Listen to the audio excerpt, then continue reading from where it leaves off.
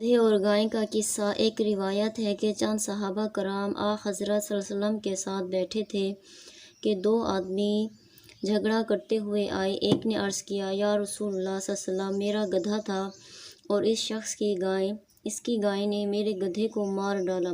حاضرین میں سے ایک نے کہا کہ جانوروں کے فعل کا کوئی ذمہ دار نہیں ہو سکتا۔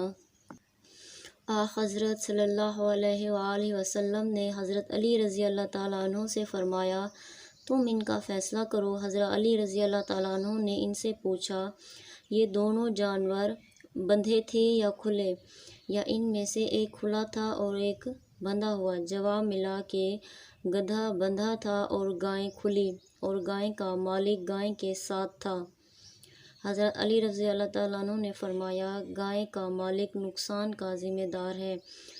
حضرت صلی اللہ علیہ وسلم نے علی رضی اللہ تعالیٰ عنہ کے اس فیصلے کی تصدیق فرمائی اور اسے برقرار رکھا۔ اگر آپ کو ویڈیو اچھی لگی تو آپ نے ویڈیو کو لائک اور چینل کو سبسکرائب کرنا ہے۔ شکریہ۔